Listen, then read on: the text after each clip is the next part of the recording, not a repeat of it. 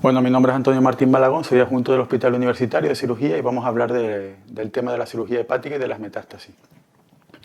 Estos son los objetivos docentes, los aspectos que ustedes deberían de conocer después de visionar la clase. Y este es un link que deberían de visionar para completar un poco la información que vamos a explicar en el vídeo. Bueno, la anatomía quirúrgica del hígado fue descrita por primera vez por Coynoe en el año 1957, ¿vale? Describe una serie de unidades básicas que son los segmentos hepáticos. Un segmento hepático pues, sería la unidad más pequeña de hígado capaz de realizar una función independiente y por tanto tienen un drenaje independiente tanto portal como de arteria hepática, como de biliar, como de vena hepática, ¿vale? La unión de segmentos hepáticos da lugar a la formación de secciones, ¿vale? Y la unión de secciones pues, dará lugar al hemígado derecho e hemígado izquierdo. Evidentemente, pues ambos hemígados ya constituyen la totalidad del hígado, ¿no? ¿Qué es una resección hepática arreglada? Pues bueno, una resección hepática arreglada es una extirpación de un segmento o varios segmentos o varias secciones siguiendo unas líneas anatómicas de corte o marca o guías anatómicas para conseguir que el remanente de hígado que tenga una función adecuada, ¿vale? Por lo tanto, siempre va a hacer una ligadura de pedículos portales y venas hepáticas. Aquí vemos un poquito cómo es la anatomía quirúrgica del hígado. Aquí tienen un diagrama del hígado derecho. Vemos que el hígado derecho está constituido por dos secciones, la sección posterior derecha y la sección anterior derecha. Y cada sección, como ya hemos dicho, está constituida por la unión de dos segmentos. En este caso, el segmento 5 y 8, pues la sección anterior derecha, y el segmento 6 y 7, la sección posterior derecha. Posteriormente, si vemos el hígado izquierdo pues tiene también dos secciones, la sección medial izquierda, que en este caso está constituida por un solo segmento, que es el 4, y después tenemos la sección lateral izquierda, que está formada por la unión de dos segmentos, el 2 y el 3, ¿vale? En este esquema de arriba pues lo vemos un poquito ya más al natural, vemos la sección posterior derecha con los segmentos 6 y 7, la sección anterior derecha con el 5 y el 8 y las dos secciones del lado izquierdo, ¿vale? ¿Cómo nos guiamos nosotros para diferenciar las diferentes secciones y segmentos y el hígado izquierdo y el hígado derecho en un órgano que es romo y no tiene marcas por fuera? Bueno, pues hay una serie de estructuras llamadas cisuras portales que aunque no se ven anatómicamente se puede identificar por ecografía y nos permiten diferenciar las diferentes partes del hígado. Así tenemos la cisura portal media, es por donde transcurre la vena suprahepática media y separa mi hígado derecho y mi hígado izquierdo, ¿vale? Tendríamos la cisura portal derecha, que es por donde transcurre la vena suprahepática derecha y separa la sección posterior derecha, la sección anterior derecha.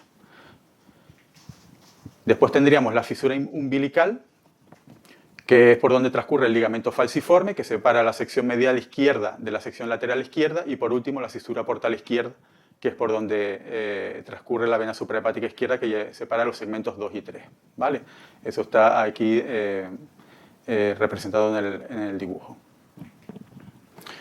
Como hemos visto en el dibujo, solo hemos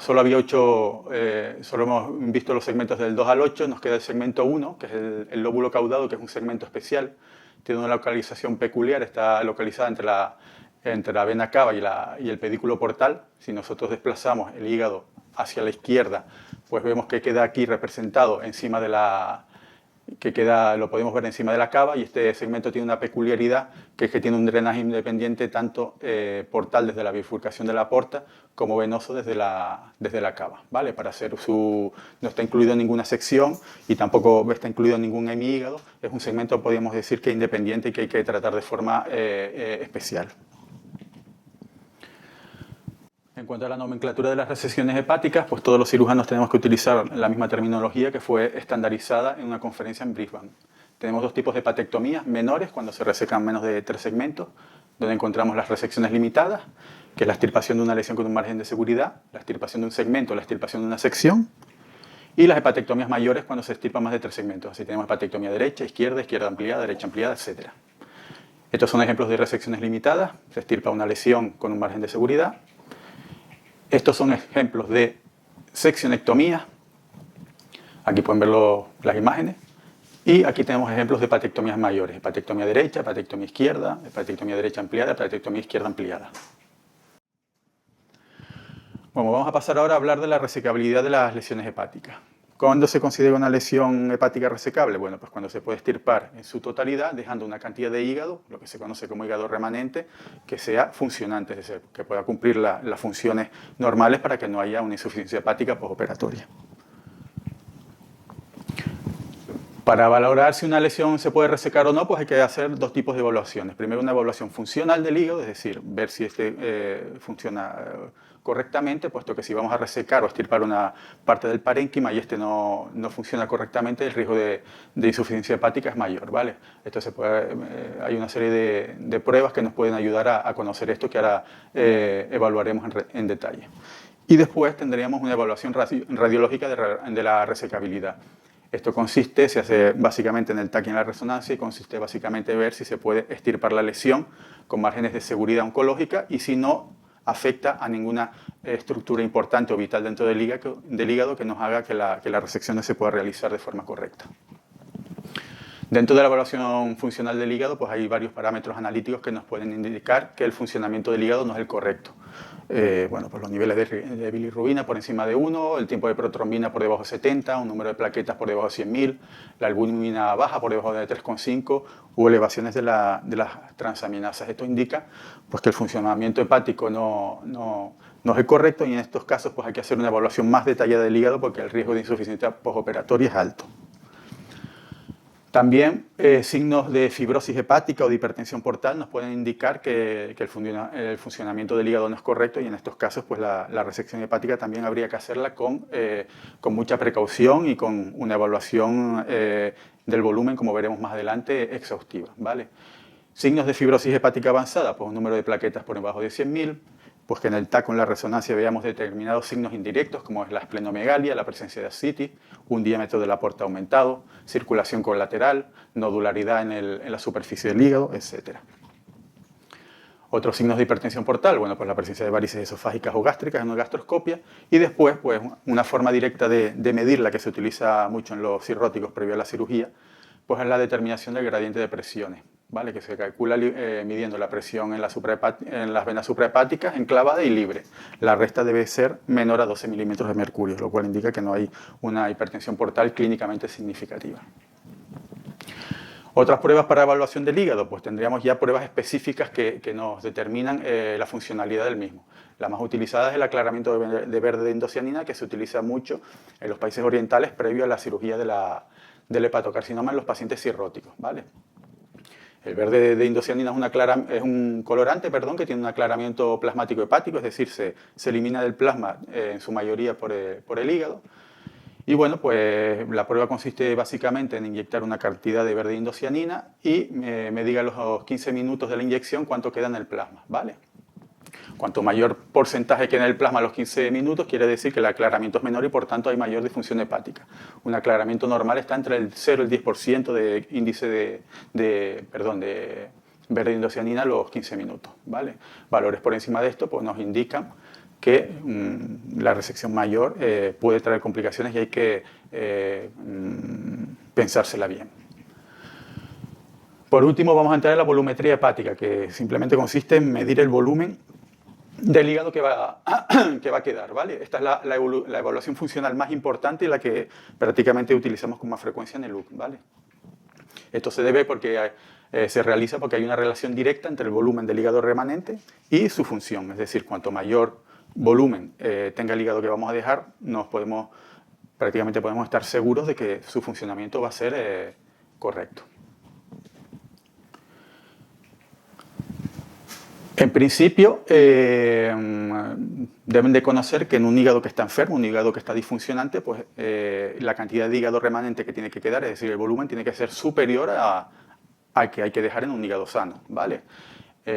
Incluso si la disfunción es muy severa del hígado, pues la cirugía puede estar contraindicada y ni siquiera pequeñas cantidades de parénquima resecado pueden ser toleradas, ¿vale?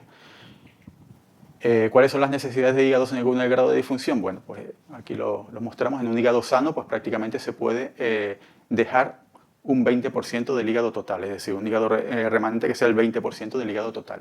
En casos de cirrosis, bueno, los pacientes cirróticos, como ya saben, se operan sobre todo en casos de hepatocarcinoma, pues el hígado remanente tiene que ser entre el 40 y el 80% del hígado del volumen hepático total, dependiendo del grado de Child-Pugh del paciente, ¿vale? En caso de hepatopatía asociada a quimioterapia, por ejemplo, pacientes que tienen metástasis hepática, que han recibido, antes de la cirugía, recibido tratamiento con quimioterapia, pues el volumen puede estar necesario entre el 30 y el 35%. En caso de un tumor de Klatskin, que es un tumor que ocluye las vías biliares y produce colestasis, pues entre el 40 y el 50%. Y en caso de esteatosis hepática, en pacientes obesos o pacientes que han recibido quimioterapia, pues también entre el 30 y el 35%. Vemos que dependiendo de las características del hígado y del paciente, la cantidad de hígado remanente que hay que dejar, pues va a ser variable. Y esto es muy importante conocerlo antes de la cirugía. ¿Cómo se realiza la volumetría hepática? Bueno, pues lo primero que tenemos que hacer es determinar la intervención que vamos a realizar y cuál será el hígado remanente, qué segmentos serán, qué secciones, qué es lo que va a quedar. Una vez que lo conocemos, pues sobre las imágenes del TC, el software nos calcula el volumen del hígado total, el volumen del hígado remanente y después, pues rápidamente con una regla de 3, pues podemos conocer qué porcentaje del volumen total es el volumen del hígado remanente. Aquí lo podemos ver en un caso clínico. Supongamos que tengo un paciente con un tumor en el lóbulo hepático derecho de 7 centímetros y que va a necesitar una hepatectomía derecha. Sabemos entonces que nuestro hígado remanente va a ser el hígado izquierdo. Hacemos medimos el volumen hepático total no tumoral, que sería 1.750 centímetros cúbicos. Ya le digo que esto nos lo hace un programa en el escáner. El volumen del hígado remanente, que sería el hígado izquierdo. Aquí están los segmentos que componen el hígado izquierdo, que sería de 450 centímetros cúbicos. Y después, haciendo la regla de 3, tendríamos que el volumen del hígado remanente sería 25% del total. En este caso, puesto que es un paciente sano sin disfunción, pues sería suficiente para hacer la resección sin ningún tipo de problema. Por último, hablando de la evaluación de las lesiones hepáticas, evaluación de la resecabilidad, ¿vale? Se hace en el TC y en la resonancia. La evaluación del TC y de la resonancia nos permite conocer dónde están las lesiones, cuántas lesiones hay, con qué elementos anatómicos del hígado se relacionan y nos permite trazar un plan previo a la intervención y saber qué intervención vamos a realizar y, como ya les hemos comentado, qué segmentos vamos a dejar, ¿vale? Es importante cuando se trace el plan quirúrgico, pues intentar que los márgenes sean mayores de 1 milímetro, es decir, que la resección sea R0, lo cual nos asegura que la mayoría de la enfermedad microscópica tumoral va a ser eliminada, ¿vale? Hay que ver también que no haya estructuras importantes dentro del hígado invadidas y que contraindiquen la resección, ¿vale? ¿Cuáles son los hallazgos radiológicos que pueden impedir la resección? Pues bueno, pues que la bifurcación portal esté invadida, porque ya evidentemente no podremos dejar ninguna porción de parénquima sano con un drenaje portal adecuado, que estén afectadas las 3 venas suprahepáticas, puesto que no habrá drenaje venoso, que el volumen remanente sea muy pequeño, como ya hemos comentado, que esté invadida la cava, aunque esto es una indicación relativa porque en algunos grupos en algunos pacientes se puede resecar la cava y sustituirla por una prótesis. Vamos a hablar ahora un poquito de los aspectos técnicos de la resección hepática. Como ustedes saben, el hígado es un órgano muy vascularizado con una gran cantidad de venas y de arterias en su interior, es capaz de almacenar una gran cantidad de sangre y uno de los principales problemas que nos podemos encontrar es el de la hemorragia, ¿vale? Para ello hay una serie de técnicas de control vascular que nos van a disminuir el riesgo de que esto ocurra, ¿vale? Las dos principales técnicas de control vascular, la primera es mantener la presión venosa central por debajo de 5 milímetros de mercurio.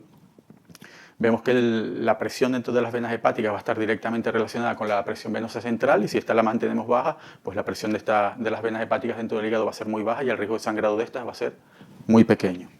Y por último, en segundo lugar, la maniobra de Pringle, que es la oclusión del pedículo hepático, es decir, el pedículo por donde entra la arteria hepática, la vena porta y donde se encuentra también la vía biliar, ¿vale?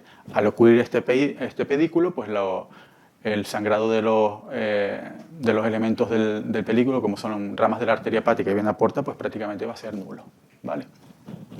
Aquí vemos en el dibujo cómo se realiza una maniobra de Pringle con un torniquete de Rummel. Simplemente pues se aprieta y se comprimen todos los elementos dentro del pedículo y por lo tanto el sangrado disminuye. Es la técnica de control vascular más utilizada. Normalmente se utiliza una oclusión de 15 minutos con descansos máximos de 5 minutos. Y bueno, pues saber que bueno, esto tampoco se puede hacer de forma exagerada, se recomienda no exceder los 60 minutos de isquemia. Y bueno, pues saber también que a mayor disfunción del hígado se toleran peor los clampajes. No es lo mismo un hígado normal, que a lo mejor puede tolerar 60, 80, 90 minutos de isquemia, incluso 120, que un hígado cirrótico donde hay que ser bastante precavido con los clampajes, puesto que puede aumentar el riesgo de que haya insuficiencia en el postoperatorio. ¿Qué instrumentos utilizamos nosotros para hacer la cirugía hepática? Bueno, pues estos son básicamente los 4 que utilizamos. La ecografía intraoperatoria, que son los ojos del cirujano dentro del campo quirúrgico, puesto que el hígado es un órgano romo y que no se pueden ver sus estructuras dentro. Los instrumentos de disección del parénquima, que nos sirven para cortar el hígado. Los instrumentos de hemostasia para controlar la hemorragia y las grapadoras, ¿vale? Esto es la ecografía, como ya lo hemos visto, se realiza directamente sobre la superficie del hígado, sirve para extirpar las lesiones, ver sus números, en relación con estructuras del hígado, para ver si la transección la estamos haciendo de forma correcta por el plano que hemos elegido. En segundo lugar tenemos los disectores del parénquima hepático, este es el que utilizamos en el ELU, que es el bisturí ultrasónico, y que lo que hace fundamentalmente es aspirar el parénquima hepático dejando las estructuras vasculares y biliares disecadas, que posteriormente tendremos que ligarlas o sellarlas. Instrumentos de hemostasia son aquellos que se utilizan para aquellos vasos de pequeño calibre o pequeños ramos biliares, tras ser disecados con el bisturí ultrasónico, pues para sellarlos o coagularlos, ¿vale? Este que aquí que tenemos en la foto es un coagulador monopolar, el Tisuline, que es el que utilizamos en nuestro hospital. Y por último, las grapadoras, que se utilizan básicamente para sección de pedículos venosos, pedículos vasculares muy grandes, ¿vale? Aquí vemos en la foto de la izquierda pues la sección de la vena suprahepática derecha, y en la foto de la derecha pues la sección de la porta derecha, ¿vale? Permiten seccionar y grapar los extremos sin tener que hacer sutura, y nos ahorra bastante tiempo dentro de la cirugía. Ya por último vamos a hablar un poco de la cirugía de las metástasis hepáticas. Hay que tener en cuenta que las metástasis hepáticas, sobre todo las de cáncer colorectal, son los tumores malignos más frecuentes dentro del hígado, son mucho más frecuentes que los tumores primarios. ¿Qué metástasis son las que se operan? Bueno, pues las que en su mayoría son las metástasis de cáncer colorectal, que constituyen más del 90% de las metástasis operadas, y las metástasis de tumores neuroendocrinos, ¿vale? Otras metástasis también pueden operarse, pero solo en casos muy seleccionados, tumores específicos y casos de muy buen pronóstico, ¿vale? Casos de buen pronóstico, pues queremos decir cuando son lesiones únicas, pequeñas, metacrónicas, que han tenido buena respuesta a la quimioterapia, etc. Y tumores que serían susceptibles de resección de metástasis, bueno, pues los tumores de mama, los tumores urológicos, ginecológicos, tumores de estómago, ampulomas, melanomas, otorrino y sarcomas. Pero ya les digo que esto solo se realiza en casos especiales de muy buen pronóstico, pacientes muy jóvenes, etc., ¿vale? La mayoría de las resecciones, cáncer colorectal y tumores neuroendocrinos.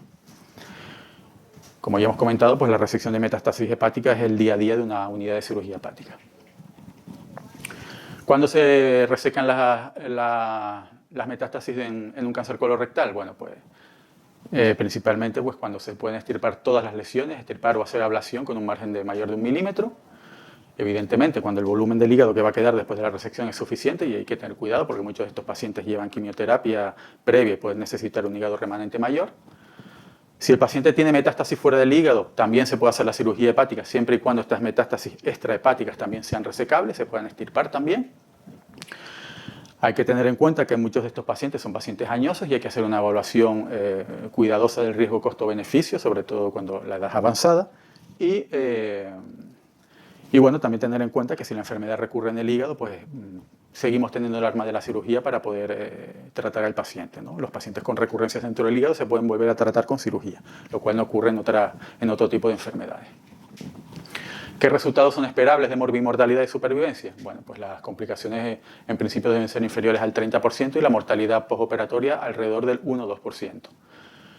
La supervivencia que se puede obtener si se realiza un R0, es decir, si se ha extirpado toda la enfermedad microscópica, pues bueno, una supervivencia global a los 5 años de alrededor del 40% y libre de enfermedad pues del 25%. Esta es la curva de supervivencia del hospital universitario que tenemos. Bueno, nosotros tenemos en los pacientes que son R0, que son la la curva azul tenemos cerca de un 60% de supervivencia a los 5 años. Desgraciadamente, muchos pacientes que tienen metástasis hepáticas, pues en el momento del diagnóstico, pues no son resecables, ya sea porque son muchas, son muy grandes, etc. ¿Vale? Con los años se han desarrollado una serie de estrategias para aumentar la resecabilidad y pasar de un 20% que se describía clásicamente hasta prácticamente un 50% que se describe en la actualidad. Las estrategias que vamos a comentar son estas. Primero, la quimioterapia no adyuvante, la embolización portal, la hepatectomía en 2 tiempos, y la cirugía complementada con métodos de ablación. La primera y la más importante es la quimioterapia neoadyuvante. Se utiliza siempre en casos de mal pronóstico, es decir, pacientes pues, que tienen metástasis muy grandes, mayores de 5 centímetros, que tienen más de 5 lesiones, que tienen lesiones sincrónicas o que tienen enfermedad extrahepática. En estos pacientes siempre se empieza con quimioterapia antes de la cirugía. Y después, pues, pacientes que son considerados directamente irresecables, ya sea pues, porque hay estructuras importantes dentro del hígado invadidas, porque la lesión es muy grande y queda poco hígado remanente, etc. Como ven en la imagen, pues, en algunos pacientes con buena respuesta, pues, los ciclos de quimioterapia pueden provocar una reducción muy importante de las lesiones hepáticas e incluso desaparición de algunas. El segundo método que tenemos para aumentar la resecabilidad es la embolización portal. Aquí normalmente se utiliza para permitir la cirugía cuando el remanente hepático es muy pequeño. Aquí sobre el dibujo lo podemos ver bien. Tenemos un paciente con una lesión grande en el lado derecho, tenemos un hígado izquierdo pequeño y lo que vamos a hacer es ocluir la porta derecha, lo cual va a producir que todo el flujo sanguíneo de la porta vaya hacia el hígado izquierdo y este se va a hipertrofiar, ¿vale? A las 3 semanas pues, se evalúa el tamaño del hígado izquierdo y si este es adecuado, como es lo que consideramos, pues se puede realizar la cirugía. La cirugía en 2 tiempos es muy parecida a la anterior, se utiliza pues, cuando hay lesiones bilobares, es decir, hay lesiones en el hígado remanente y este además es pequeño. Se realiza una primera intervención, como ven en la parte izquierda del dibujo, en el que se extirpan las lesiones del hígado izquierdo. Posteriormente vamos a proceder a una embolización del hígado derecho, lo cual nos va a hipertrofiar el hígado izquierdo ya sin lesiones, y posteriormente se haría la hepatectomía del lado derecho con las metástasis, ¿vale? Por último, teníamos la cirugía combinada con la ablación térmica. La ablación térmica consiste en introducir un dispositivo que por diferentes formas de energía va a liberar calor y va a destruir las células tumorales, ¿vale? Esto nos permite pues, tratar metástasis sin sacrificar parénquima hepático, ¿vale? Normalmente se utiliza cuando hay metástasis bilobares y bueno, pues se extirpa parte del hígado y las lesiones que quedan en el hígado remanente, si tienen un tamaño adecuado, pues se pueden tratar con ablación. Los resultados de la ablación no son tan buenos como los de la cirugía, pero bueno, siempre es mejor tratar a un paciente que dejarlo sin tratar. Por último, tenemos aquí los factores pronósticos de la resección de metástasis hepática. Estos son unos factores clásicos de Fong y Blumger, que son bueno, pues el estadio del tumor primario. A cada uno se le da, si cumple alguno de estos factores, se da un punto, ¿vale? Y dependiendo del número de puntos o factores que estén presentes, pues podemos tener una previsión de la supervivencia a 5 años. Los factores son pues, el estadio de C de Dux o mayor en el tumor primario, que el intervalo libre de enfermedad, es decir, que el tiempo que pasa desde que se diagnostica el primario hasta que aparecen las metástasis sea inferior a 12 meses, más de una metástasis, que el tamaño de alguna de las metástasis sea mayor a 5 centímetros y que el sea preoperatorio sea superior a 200, ¿vale? Un paciente con 0 factores, pues por ejemplo, tendría una supervivencia a los 5 años del 60% y un paciente con 5 factores, que es el peor de los casos, pues alrededor de un 14%, ¿no? Esto nos puede ser bastante útil para predecir los resultados, sobre todo en pacientes añosos, donde la cirugía pues, puede tener sus complicaciones. Bueno, y aquí tienen una pregunta del MIR de hace algunos años, en que, bueno, si quieren podemos comentarla en el taller de la clase que acabo de explicar. Muchas gracias por su atención y bueno, espero que les haya sido útil la clase.